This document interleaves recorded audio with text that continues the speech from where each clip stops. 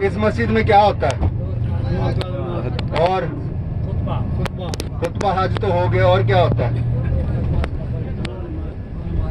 2 नमाजें पढ़ाई जाती हैं और हज का खुतबा दिया जाता है। नमाजें जोहर और असर पढ़ाई जाती हैं,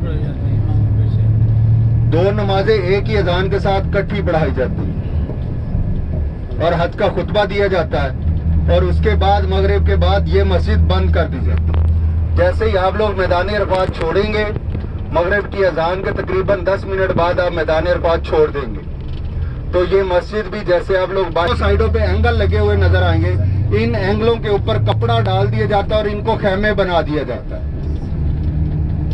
हज के मौके पे इन दोनों साइडों पे जितने भी एंगल लगे हुए हैं, इनके ऊपर कपड़ा डाल के इनको खेमे बना दिया जाता है। ये खेमे वाटर प्रूफ भी होते हैं और फायर प्रूफ भी होते हैं। इन जो खेमे हैं इनमें एसी मौजूद होता है और रोड के साथ साथ आपको पाइप, छोटे छोटे वाइट पाइप लगे हुए नजर आ रहे हैं। ये इलेक्ट्रिक कूलर है, इनमें हज के मौके पे पीने के लिए ठंडा पानी मौजूद होता है। अभी अगली ज़ियारत जो है हमारी, वो जबले रहमत है, जिसे रहमत का पहाड़ कहा गया, जहाँ पे आप सल्लल्लाहु अलैहि वसल्लम ने अपनी उम्मत के लिए बहुत लंबी दुआ की।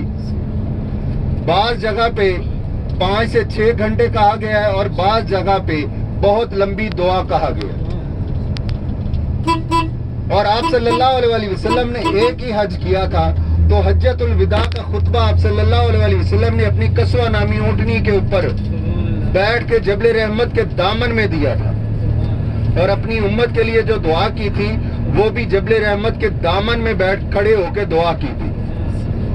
और हजरत आदम अलैहिस्सलाम और हजरत अम्मा हवा जबले रहमत के चारों तरफ घूमते रहे। कहा जाता है कि हजरत आदम अलैहिस्सलाम को श्रीलंका में उतारा गया था और हजरत अम्मा हवा को जद्दा में उतारा गया था। तो हजरत आदम अलैहिस्सलाम और हजरत अम्मा हवा जब इसके चारों तरफ घूम रहे थे तो आवाजें सुन सकते थे एक दूसरे की, लेकिन एक दूसरे को देख नहीं सकते थे। जबले रहमत के ऊपर जाना कोई जरूरी नहीं है, किसी हदीस से साबित नहीं होता, किसी कुरान मजीद की आयत से साबित नहीं होता कि ऊपर जाना जरूरी है। ना हमारे नबी पाक सल्लल्लाहु अलैहि वसल्लम ऊपर गए, किसी जगह पे लिखा हुआ नहीं मिलता कि आप सल्लल्लाहु अलैहि वसल्लम जबले रहमत के ऊपर गए हैं। जहाँ पे भी लिखा हुआ मिला है वो दामन में बैठ के और खड़े होकर दुआ की और हज्जतुल विदा का खुतबा दिया। और हजरत आदम अलैहिस्सलाम और हजरत अम्मा हवा इसके चारों तरफ घूमते रहे। उनका भी किसी जगह पे नहीं लिखा हुआ कि इसके ऊपर मुलाकात हुई है या कुछ है। तो मैं किसी को ये भी नहीं कहूंगा कि आप ऊपर ना जाओ और किसी को ये भी नहीं कहूंगा कि आप ऊपर जरूरी जाओ। जो बात कुरान से और हदीस से साबित होती है वो मैं आप लोगों के आगे रख दूंगा।